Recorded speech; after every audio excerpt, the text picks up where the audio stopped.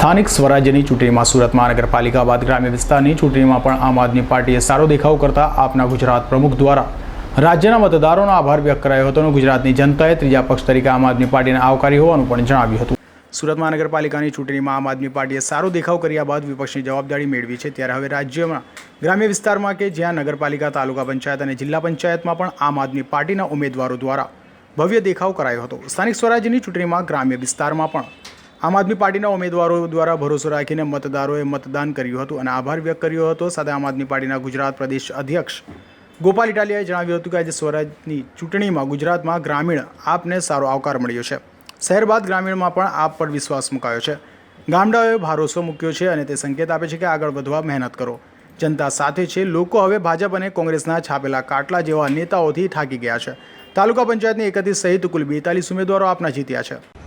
આ સાથે ગુજરાતની જનતા એક સંદેશ પણ આપ્યો છે કે આમ આદમી પાર્ટીએ બિલકુલ નવયુવાનો, ભણેલા ગણેલા યુવાનો, રાજનીતિ સાથે ન જોડાયા હોય પરંતુ કંઈક કરી છૂટવાની ભાવનાઓ હોય એવા યુવાનોને ટિકિટ આપી અને એવા જ યુવાનોને, એવા જ લોકોને, એવા જ વ્યક્તિઓને જનતાએ મત આપી અને નેતૃત્વ કરવાની જે તક આપી છે એ દર્શાવે છે કે લોકો હવે ભાજપ કોંગ્રેસના છાપેલા કાટલા છાપ ભ્રષ્ટ થઈ ચૂકેલાઓ અને લોકોનો અવાજ ન સાંભળતા એવા તાનાશાહ નેતાઓથી થાકી ચૂક્યા છે અને લોકો એક નવા વિકલ્પના ખોજમાં છે, જે વિકલ્પ છે ઈમાનદાર આમ આદમી પાર્ટી। આ સાથે હું જણાવીશ કે અત્યાર સુધીમાં ચૂંટણી પંચે જે ઓફિશિયલ જાહેરાત કરી છે તે મુજબ તાલુકા પંચાયતમાં કુલ 31 ઉમેદવારો, જિલ્લા પંચાયતમાં 2 ઉમેદવારો, નગરપાલિકામાં 9 ઉમેદવારો, એમ કુલ મળીને 42 જેટલા ઉમેદવારો આમ આદમી પાર્ટીમાંથી